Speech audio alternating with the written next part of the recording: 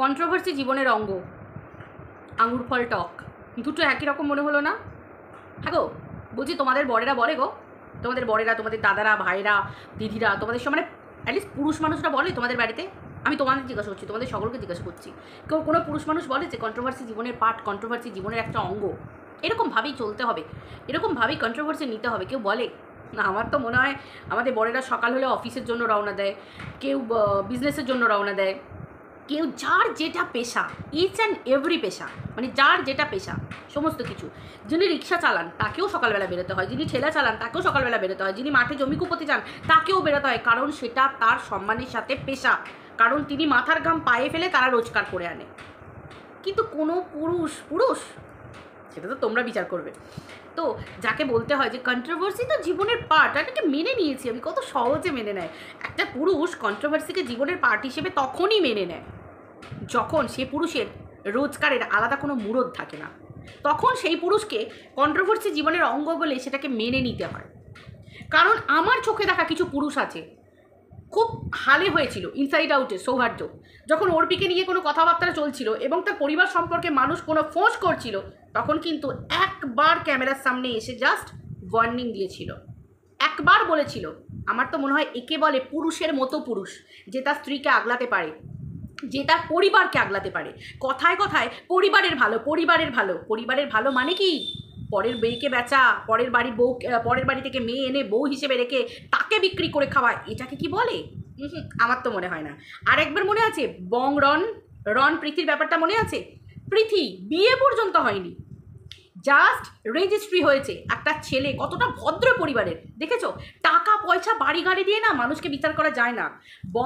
রন ওদেরও পরিবার কিন্তু একদম নিম্নবিত্ত পরিবার ছিল, মধ্যবিত্তও না, নিম্নবিত্ত পরিবার ছিল। ছেলেটা খেটে নিজের পায়ে দাঁড়িয়ে রোজগার করে নিজের ভদ্রতা, মানে নিজের নম্রতা, ভদ্রতা, মার্জিত রুচিবোধ যাই বলো না কেন, সব কিছুর মাধ্যমে মানুষের মনে জায়গা করেছে। এবং ওই পৃথিকে নিয়ে এসে দেখো অল্প বয়সে তার জীবনে ঘটনা ঘটে গেছে, কার জীবনে না ঘটনা ঘটে, তাই বলে পৃথিবী এটা খারাপ? কত সুন্দর ফুটফুটে এখনকারের ওর বুদ্ধি, কি কত সুন্দর করে, মানে আমরা যারা সংসার করছি আমাদের মাথায় এত বুদ্ধি নেই, এত সুন্দর করে হ্যান্ডেল করে সব ব্যাপার, এত সুন্দর করে ট্যাকেল করে। বলে না বয়স বড় নয়, অল্প বয়সেও কিন্তু একটা ছোট বয়সের থেকে ছোট অল্প বয়সী মেয়ে, বাচ্চা ছেলে মেয়েদের থেকেও না অনেক কিছু শেখার আছে, এমনি এমনি বলে না। সেই মেয়েটাকে কত সুন্দর করে গার্ড করলো মনে আছে প্রীতিকে নিয়ে, যখন যে সময় একবার বিরাট বড় কন্ট্রোভার্সি ঝড় উঠেছিল, প্রীতির চরিত্র হনন হচ্ছিল, প্রীতিকে নিয়ে নোংরা নোংরা কথা বলছিল, কত সুন্দর দেখলে। এই রকম ছেলেকেই একটা মেয়ে চাইবে যে জীবনে এই রকম পুরুষের মতো পুরুষ আমার জীবনে আসুক, একটা মেয়ে চাইবে, প্রত্যেকটা মেয়ের এরকম পুরুষ চাওয়া উচিত। আর প্রীতি অনেক কপাল করেছে, রনের মতো, আমাদের রন ভাইয়ের মতো একটা ছেলেকে মানে নিজের স্বামী হিসেবে ও পেতে চলেছে, পেয়ে গেছে। কারণ সোশ্যাল ম্যারেজ অলরেডি হওয়ার আগেই আমরা জানি এখন রেজিস্ট্রি ম্যারেজ, কোর্ট ম্যারেজ এগুলো হয়ে গেছে। তো সেই জন্য মেন ব্যাপার হচ্ছে ওরা তো স্বামী স্ত্রী এই ইয়েতে, মানে আলটিমেটলি লিগ্যালি হাজব্যান্ড ওয়াইফ ওরা। তো সেই ক্ষেত্রে কত সুন্দরভাবে ম্যানেজ করেছিল ব্যাপারটা মনে আছে? একজনও কেউ ঠোঁট ফোটাতে পারলো, একে বলে প্রকৃত পুরুষ। আর এইখানে বেচুকে দেখো আজকে বলছে কন্ট্রোভার্সিটা জীবনের আমি মেনে নিয়েছি। একটা পুরুষকে কখন কন্ট্রোভার্সি মেনে নিতে হয়? যখন সে পুরুষের কোনো অকাত থাকে না, আমার চুটকিও বাজে না চাই, অকাত থাকে না, যখন পুরুষের কোনো মুরদ থাকে না, খেটে পরিশ্রম করে নিজের দমে স্বপ্নকে পূরণ করতে শেখা, একটা একটা করে নিজের স্বপ্নকে পূরণ করতে শেখা এবং পরিবারের প্রত্যেকটা পার্সনের মুখে হাসি ফোটানো, একে বলে পুরুষ। আদারওয়াইজ সেই পুরুষের আগে অন্য কোনো ওয়ার্ড যোগ হয়, তোমরা সবাই খুব ভালো করে জানো, তাই তো? চিন্তা করো। তো চলো বন্ধুরা, ওয়েলকাম টু মিলিস ব্লগ। আশা করি তোমরা সবাই খুব ভালো আছো, আমিও খুব ভালো আছি। আমি কালকের ভিডিওতেই বলেছিলাম, এই ধরনের পরিবারে যে পুরুষের নামে 498 কেস চলছে, যে পুরুষ নিজের দিদিকে, নিজের রক্ত, কথায় বলে নিজের রক্ত, পরের রক্ত, কথায় বলে নিজের রক্ত নিজেরই হয়, পরের রক্ত কখনো নিজের হয় না, কিন্তু এখানে নিজের রক্তকে সোশ্যাল মিডিয়ায় বিক্রি করে তাকে খেতে হয়েছে। কেমন পুরুষ? এবার রাখছি পরিবারের কথায়। সোশ্যাল মিডিয়ায় দেখেছি, সমালোচনা করব। সোশ্যাল মিডিয়ায় ভিডিও চলেছে, ফিকশন হয়েছে, ফ্যামিলি ফিকশন হয়েছে, সেখান থেকে ভিডিও করছি। একদম ঠোঁটকাটা পরিষ্কার কথা, সৌমালিকে এই সো কল্ড ভাই, সো কল্ড তার পরিবার, জন্ম দেওয়া পরিবার কম কষ্ট দেয়নি, কমভাবে কথা বলেনি। একটা মেয়ে ঠাঁই পায়নি বাবার বাড়িতে জন্মের পর থেকে, কিন্তু একটা ছেলে ঠাঁই পেয়ে গেছে। হাজারো এক্সকিউজ, কত রকম এক্সকিউজ, খেতে পেতো না, পড়তে পেতো না, অথচ এই ফ্যামিলিতেই একটা ছেলে কিন্তু সুন্দরভাবে খেতে পেত, সুন্দরভাবে মানুষ হলো, একদম হাট্টা খট্টা হয়ে মানুষ হয়েছে, হিষ্টপুষ্ট হয়ে মানুষ হয়েছে, সো কল গ্রামের ছেলে হয়েছে, তাই তো?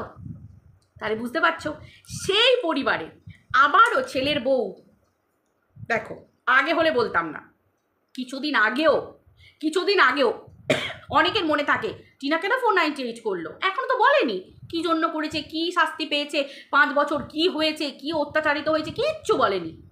কিন্তু আমরা বেচুর কতগুলো ভিডিও দেখেছি, যে বেচু ভিডিওতে বলেছে নিজের বউকে ব্ল্যাকমেল করেছে, নিজের বউকে অন্য দেশের পুরুষকে দিয়ে অপমান করিয়েছে, এবং সেই পুরুষের যে কৃতিত্ব কতটা, এবং তাকে চিয়ার আপ করেছে, যে মহিলারা তার বউকে এখনও লিগালি ওয়াইফ টিনা, তার বউকে দিন রাত সোশ্যাল মিডিয়ায় বিক্রি করছে, তাদের জন্য পার্টি থ্রো করেছে, যে পুরুষের পুরুষ বলতেও তো ঘেন্না লাগছে, মানুষ বলবো, কারণ মানুষের মতো দেখতে তো, তাই মানুষই বলছি বেচুকে, ঠিক আছে? আদৌ কি সেটা আমি জানি না, বাট মানুষের মতো দেখতে তো, সেজন্য আমিও মানুষই বলছি, বুঝলে তো? তো সেই ক্ষেত্রে এই যে বেচুর কথা বলছি, এই যে বেচু নিজের দিদির সম্মানও রাখতে পারেনি। আজকে রাস্তায় মানুষ নামছে, কোথায় কোন দূরের সম্পর্ক কেউ রক্তের না, কেউ জানা নেই, সকল মানুষ অভয়ার বিচার চাইছে, তিলোত্তমার বিচার চাইছে। তিলোত্তমাকে বোন হিসেবে মেনেছে, কেউ মেয়ে হিসেবে, কেউ দিদি হিসেবে, কেউ মা হিসেবে, কেউ মানে সন্তান হিসেবে, যা খুশি মেনে রাস্তায় নেমেছে। আর আজকে বেচু নিজের বউকে বিক্রি করেছে, নিজের দিদির সম্মানকে বিক্রি করেছে, এবং যারা বিক্রি করেছে তাদেরকে দিয়েও করিয়েছে, তাদেরকে নিয়ে ফুর্তি করছে, আনন্দ করছে, মজ মস্তি করছে, তাদেরকে বাড়িতে প্রায়োরিটি দিয়েছে, কিন্তু তার দিদির সঙ্গে তার কোনো সম্পর্ক নেই। চাইবে এরকম পুরুষ, এরকম মানুষের মতো দেখতে এরকম রূপী একটা কোনো একটা আকৃতি অবয়বকে তোমরা চাইবে তোমাদের পরিবারের পার্সন হিসেবে কেউ থাকবে? তোমরা চাইবে না তো? কারা চাইবে? কেউ তো চেয়েছে, গলা খুচখুচ করছে গো, কেউ তো চেয়েছে, এক্স্যাক্টলি চেয়েছে। এই এখন যেটা তোমরা দেখেছো, কেউ এন্ট্রি নিয়েছে, দেখো আমি আবারও বলছি, হতেই পারে এটা কোনো মহিলা নয়, আমি বলছি হতেই পারে এটা কোনো মহিলা, মানে কি, মানে ওই ভাড়া খাটা প্রক্সি দেওয়া থাকে না, টাকার জন্য অনেকে অনেক কিছু করে। দেখো আমাদের সমাজে তো অনেক কিছুই হয় দুটো টাকার জন্য, যাদের পরিবার চালাতে পারে না, কত তো দেখেছি মানুষ গিয়ে মানুষের কাছে আমার পরিবারের টাকার দরকার, একটু কমিউনিটি দাও না গো, আমাকে একটু হেল্প করো না গো, আমার টাকার দরকার, প্লিজ আমাকে একটু এই করে দাও না গো, আমার টাকার দরকার, আমাকে একটু এটা করে দাও না গো। মানে টাকার জন্য মানুষ অনেক কিছু করতে পারে, নিচেও নামতে পারে, আবার টাকার জন্য যাদের কাছ থেকে গাল খেয়েছিল তাদের পাও চাটতে পারে, তাদের পায়েও ধরতে হতে পারে, তাদের গুণগানও গাইতে হতে পারে। সে তোমাকে নিয়ে বদনাম দিচ্ছে, কিন্তু তুমি সেখান থেকে টাকা ইনকাম করছো, তোমাকে এখানে থাকতে হবে, না হলে তোমার নিয়ে অনেক কিছু মুখ থেকে বেরিয়ে যেতে পারে, সেই মানে পায়ের মধ্যে দোলে হলেও তোমাকে দাঁতে দাঁত চিপে সহ্য করে থাকতে হতে পারে। এরকম তো ঘটনা আমরা দেখেছি, মানে দেখি নিজে তাও তো নয়, সোশ্যাল মিডিয়ার দয়াতে আমরা বিভিন্ন জায়গায় বিভিন্ন কোনায় যা ঘটনা ঘটছে আমরা সব দেখতে পাই। তো সেই জন্য বলছি আর কি, যে এই রকম ধরনের যাদের টাকার দরকার তারা তো কম পয়সাতেও প্রক্সি দেয় গো, দেয় না বলো? দেয় তো। তারপর যারা বাড়িতে মানে ধরো কি বলবো, এমনও তো হতে পারে যারা ধরো একটা বাচ্চাকে মানুষ করার জন্য, ধরো বাবা মা বাইরে চলে গেল ডে কেয়ারে, কত অল্প বয়সী মেয়েরা আসে তারা রোজগারের জন্য, তাদের অবশ্যই সম্মানীয়, কিন্তু কেউ যদি তাদেরকে বিক্রি করেও খায়, সেটা তো তার নিজস্ব ব্যাপার, সেটা তো আর সেই মানুষটার ব্যাপার নয় যে তোমাকে বিক্রি করে খাচ্ছে। হতে পারে একটা বাচ্চাকে দেখাশোনার জন্য বাইরে থেকে নিয়ে এসেছে, স্বাভাবিক, কারণ বয়স্ক মানুষদের পক্ষে সবসময় দেখাশোনা সম্ভব হয় না ওরকমভাবে। তারপর আবার যেসব মানুষরা আমার করতে থাকবে, তারা মাটি আঁকড়ে পড়ে থাকবে, জিনিস আঁকড়ে পড়ে থাকবে, নাকি বাচ্চা মানুষ করবে, এরকম একটা ব্যাপার। যারা অনেক মানুষ থাকে দেখবে, এই এতে হাত দেবে না, এটা আমার, এই এতে হাত দেবে না, এটা আমার, এই ওটা করতে চাও না, ওটা আমি করে নিচ্ছি, মানে আমার ভাবনা থেকেই যায়। বেশিরভাগ সংসারে শাশুড়িদেরকে দেখবে, অনেক সংসার এরকম হয়, আমার সংসারে নেই বলে যে অন্য সংসারে হয় না তা না, আমি অনেকের কাছ থেকেই শুনেছি, দুঃখ কষ্ট তারা বলেছে যে শাশুড়ি বলবে সবটাই আমার, মানে কেউ ছেড়ে দেয় না, সব বলবে আমি করবো, এটার হাত দিও না, তুমি করতে পারবে না, আমি পারবো, মানে আমার করে সব বস্তু আগলে রেখে দেয়। মানে ছেলের বউ কোনোদিন নিজের সংসার বলে করতেই পারে না, মানে যতক্ষণ না শাশুড়ির পরবর্তী হচ্ছে আর কি, মানে তারা গত হচ্ছেন সেই ব্যাপারটা আর কি। তো অনেকে এই ব্যাপারগুলো থেকে যায়, খুব ধ্রুব সত্যি কথা। তো সেই ক্ষেত্রে তো ছেড়েই দাও, তখন তো একটা বাইরের মহিলাকে দরকারি, তো এই ন্যানি আর কি, ন্যানি, তো এটা কি ন্যানিও আসতে পারে? তাই তো? আয়ামাসি আমরা বলি না, আয়ামাসি। তো এই ধরনের কোনো অল্প বয়সী মেয়ে হয়তো টাকা পয়সার জন্য আয়ামাসি হিসেবেও এলো, নিজের পেট চালাবার জন্য। দেখো এটা তো খুব ধ্রুব সত্যি কথা। যে পুরুষের নামে 498 কেস চলছে, বা যে পুরুষের স্ত্রী বিক্রি করে খাচ্ছে, কোনো সভ্য ভদ্রবাড়ি কেন গো? মানে সভ্য ভদ্র ছেড়ে দিয়ে যে মানুষগুলো গরিব দিন আনে দিন খায়, তারাও তো তাদের মেয়েদেরকেও জিজ্ঞাসা করবে। কেউ দেখবে টিচার্স ট্রেনিং করছে, কেউ মানে আমি বিএড ডিএড এইসবের কথা বলছি আর কি, মানে এইসব কোর্স করছে, কেউ তো এখন নার্সিং ট্রেনিং করছে, কেউ হয়তো ডাক্তারি পড়ছে, মানে তারাও একটা করে মেয়ে হলেও তারা চায় কষ্ট করে খেটে হলো, রোজগার করে হলো ছেলে মেয়েকে দাঁড় করাবো, পড়াশোনা শেখাবো। তো সেরকম আর কি। তো সেই ক্ষেত্রে তোমরা চিন্তা করো যে কোন বাবা ভাই মেয়ে দেবে? কোন বাবা মেয়ে দেবে? তোমরা আমাকে একটু বলবে কোন বাবা মেয়ে দেবে? কেউ দেবে না, কোনো বাবা মা মেয়ে দেবে না। তাহলে সেই লেভেলেরই দেবে যে মানুষগুলো মানে কাউকে, কোনো মানুষকে ভালোবাসে না, টাকা ভালোবাসে, পয়সা ভালোবাসে, বাড়ি, লোভ ওইখানটা হাতাতে হবে। ছেলে ঢোক খালি জাস্ট ছুঁয়ে ঢুকবি আর পুরো ফল হয়ে বেরিয়ে যাবি, সেইরকম ধরনের হতেও পারে এই ন্যানি কাম, উপস ন্যানি বলবো, হ্যাঁ ন্যানি কাম নতুন মাম্মাম যে এসেছে, ছুঁয়ে ঢুকছে, ফাল হয়ে বেরোবে, এমন ফাল করে দেবে না। এবার কার কোথায় কি ফাল করবে, তার একটু কেসে নিয়ে কাশি হয়ে গেছে, কার কোথায় কি ফাল করে বেরিয়ে যাবে আই ডোন্ট নো, তবে ফালাফল তো একটা হবেই, আর কেউ তো মালামাল একটু হবেই, বুঝতে পারছো? দেখো মালামাল কীর্তিকলাপ দেখলে ফালাফাল করার জন্য ভগবান কাউকে না কাউকে পাঠিয়ে দেয়, হতেও পারে। একদম ধর্মের কল বাতাসে নড়ে গো নড়ে, বুঝলে? কখনো বাপকেও ছাড়ে না, আমি কত জানি কাহাবাত, তাই না?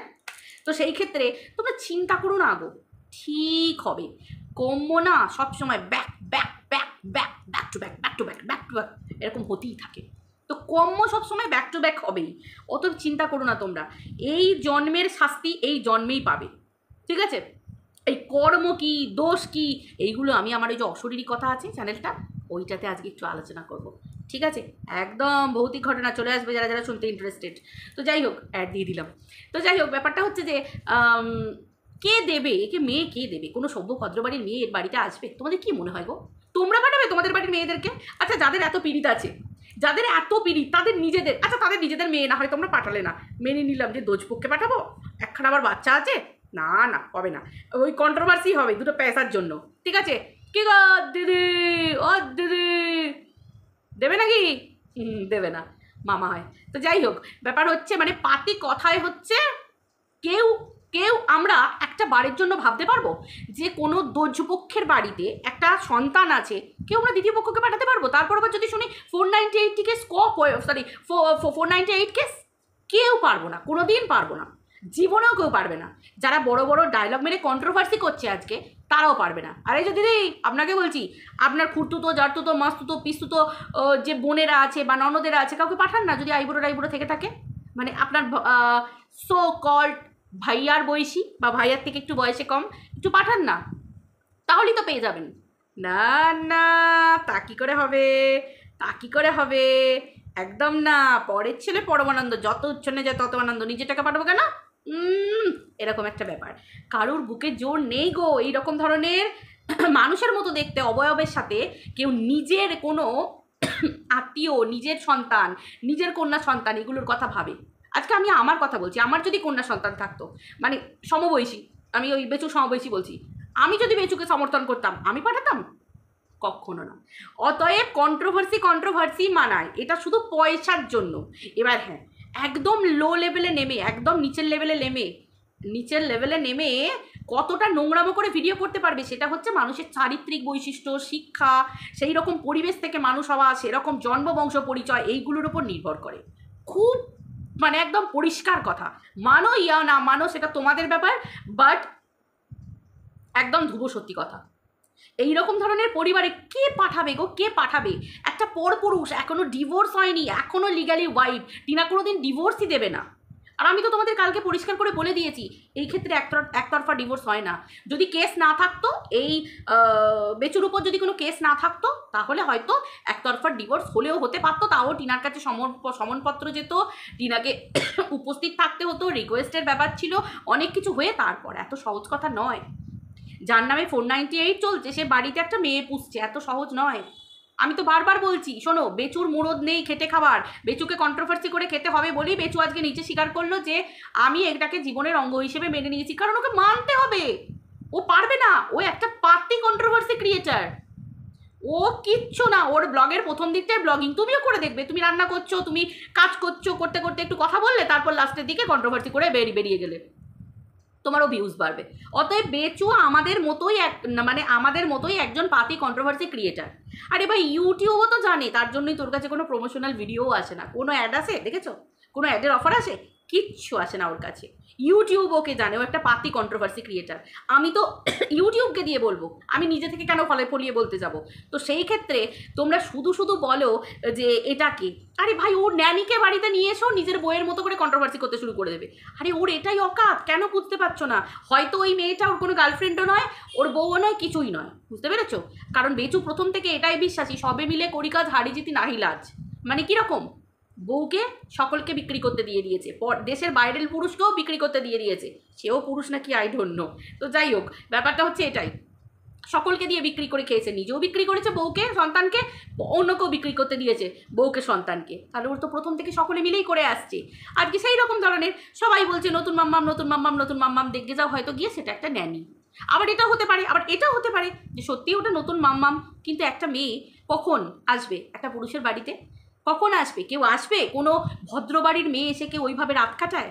কেউ কখনো কারোর সঙ্গে ওরকমভাবে কোনো ভদ্রবাড়ির মেয়েকে বিয়ে ছাড়া এবং রেজিস্ট্রি ছাড়া, হ্যাঁ হতে পারে রেজিস্ট্রি, যে হ্যাঁ আমার মেয়ে শক্তপোক্ত, কেন না, সোশ্যাল ম্যারেজ না হয়েছে তো কী হয়েছে, লিগালি তো হয়ে গেছে, লিগাল ম্যারেজটা তো, লিগাল প্রসেসটা তো এগিয়ে গেছে, অফিসিয়াল হয়ে গেছে, অফিসিয়াল ম্যারেজ হয়ে গেছে, তো সেই ক্ষেত্রে তবু পাঠাতে পারে। কিন্তু উইদাউট, এখন যার নামে কেস চলছে, যার নিজের ডিভোর্সটাই হয়নি, সেখানে একটা মেয়েকে ছেড়ে দিয়েছে, তার পরিবার কতটা কী পরিবার হতে পারে, তোমরা আর কিছু কি বলবো তোমাদেরকে নতুন করে? আর সেই মেয়েই বা কেমন মেয়ে হতে পারে যে দিনের পর দিন একটা পরপুরুষের বাড়িতে থাকছে? কি জঘন্য না? এই পরিবারটাই কি জঘন্য না? টিনাকেও তাই করেছিল, 5 দিন এসে টিনা ছিল, টিনাকেও তাই করেছিল, 5 দিন রেখে দিয়েছিল। কেন গো? এটা কি গাড়ি কেনার আগে টেস্ট ড্রাইভ করে নিতে হচ্ছে, যে ড্রাইভিংটা দেখে নিই আমি কীরকমভাবে, এই গাড়িটা আমার পক্ষে সুইটেবল কিনা, ব্যাক সিটটা কীরকম ধরনের, এই ফ্রন্ট সিটটা কীরকম ধরনের, এই ফিচার্সগুলো কীরকম আছে? এটা নিশ্চয়ই নতুন গাড়ি কেনা হচ্ছে না, একটা মেয়ে, একটা বিয়ের মতো একটা পবিত্র সম্পর্ক, তাই তো?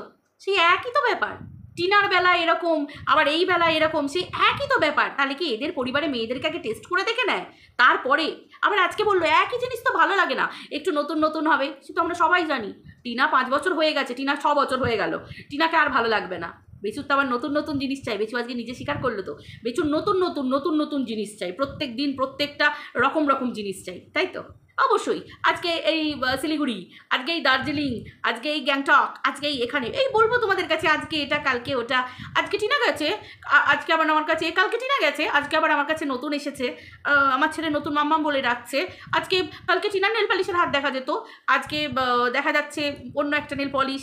তো এইগুলোই তো আমার কাছে নতুন নতুন, না হলে কি ব্লগিং করবো বলো? কারণ আমি তো পুড়ে, আমার দ্বারা তো এর থেকে হয় না, আমাকে এইসব বিক্রি করে করে বাট্টা করে করে খেতে হয়। কী বলো বন্ধুরা, ভুল কিছু বললাম? চলো, এর জন্য এইটা এই পর্যন্ত থাক, আবার পরের ভিডিওতে আসছি, পুরো ধুয়ে কেচে দেবো। কারণ এই বেচুর এই ক্লিপিংসটা আমাদের কাছে রইলো, যে আমি কন্ট্রোভার্সিকে মেনে নিয়েছি, এটা আমার জীবনের অঙ্গ, আর এভাবেই করে খেতে হবে, কারণ আঙুর ফল তো টক, আমার দ্বারা তো অন্য কিছু হবে না, নেই মুরদ আমার, তো সেই জন্য আমাকে এভাবেই চলতে হবে। বেচু, তোমাকে কন্ট্রোভার্সি মুবারক, ঠিক আছে? তো চলো বন্ধুরা, ভিডিওটা এই পর্যন্ত রাখছি, আবার দেখা হচ্ছে নেক্সট ভিডিওতে, ততক্ষণ